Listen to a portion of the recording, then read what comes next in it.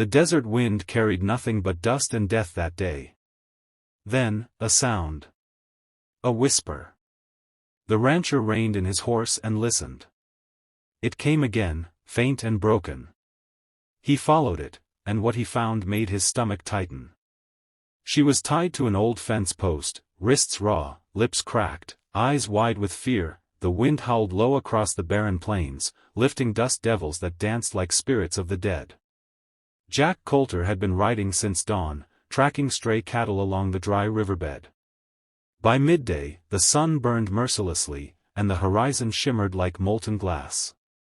He was about to turn back when he heard it, a sound so faint he almost thought it was the wind. A whisper. Jack reined in his horse, scanning the land. The whisper came again. Weak. Pleading. He kicked his boots against the stirrups and rode toward it. That's when he saw her. A young woman, tied to an old fence post in the middle of nowhere. Her dress was torn, her face streaked with dirt and sweat. She lifted her head just enough for him to see her lips move. "Help, please." Jack swung down from his horse, boots sinking in the hot sand. "Easy now," he murmured, pulling his hunting knife. "You're safe now." Her eyes widened in panic.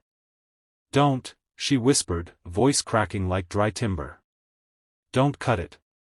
Jack froze, the knife hovering over the rope. "You'll die out here if I don't." Her lips trembled. She looked straight at him, and the words that came next chilled him to the bone. "I'm just bait." For a moment, the world stood still. The wind. The sun. Everything. Jack's stomach twisted as the weight of her words sank in. That's when he heard it, the metallic click of a rifle being cocked. Jack turned his head slowly, every nerve on edge. From the rocky ridges behind him, 5 men stepped into view. Dust-covered, hard-eyed, rifles leveled at his chest. "Well, well," the leader drawled, spitting tobacco juice into the dirt. "Ain't you a lucky one, missy? Snared yourself a hero." Jack straightened, his knife still in hand, mind racing. He counted 3 on the ridge, 2 flanking left. They'd been waiting. "Drop the iron, cowboy," the leader barked. Jack let the knife fall. Slowly, he raised his hands. His Colt .45 was still holstered, but reaching for it now would be suicide. "Smart," the leader sneered. "Now, toss that belt."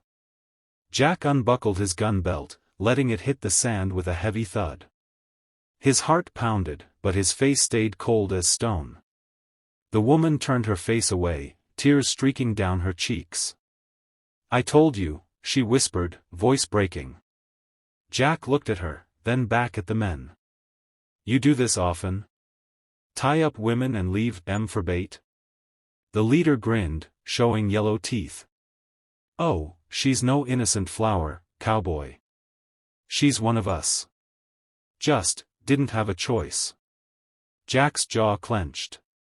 The woman flinched at the words but didn't deny them. "Bring him in," the leader snapped. 2 men started down the slope. That was their mistake. Jack moved like lightning. His hand shot down, scooping a fistful of sand, and flung it hard into the nearest outlaw's eyes. The man cursed, blinded. Jack lunged, slamming his fist into the second man's jaw. The first shot rang out, boom, splinters exploding from the fence post inches from Jack's head. He dove, rolling toward his gun belt. Fingers closed around the Colt, yanking it free. He came up shooting.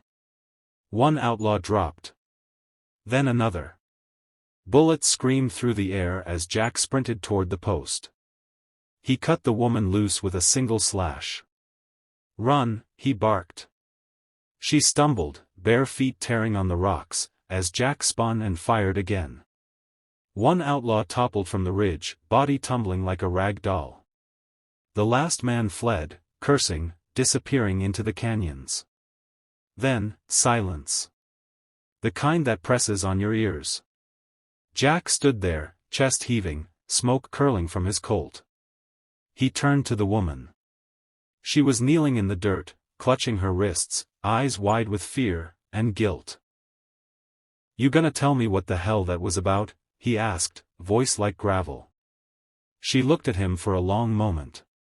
Then she spoke, barely above a whisper. They took me from a stagecoach. Said they'd kill me if I didn't help. Tie me up, make men stop. They've done it before." Jack studied her face. Dirt-streaked, eyes full of shame. He holstered his gun, slow and steady. "You telling me you didn't have a choice?" Tears spilled down her cheeks. "What would you have done?" "They had a knife to my throat." Jack's jaw tightened. He believed her. Mostly. He walked to his horse, untied the extra reins, and tossed them her way. "You ride with me to the next town. Sheriff can sort this out." She hesitated. "And if I don't?" Jack's eyes hardened. "Then you're on your own." But out here, on your own usually means dead. For a long moment, she just stood there. Then, without a word, she mounted up. They rode off into the burning sunset, two strangers bound by blood and betrayal. But Jack knew one thing for certain. This wasn't over. Trouble like that? It had a way of circling back. As the orange sky bled into night, Jack glanced at her silhouette riding beside him. He didn't know if she was a victim, a liar, or both. But in the West, trust was the rarest currency of all.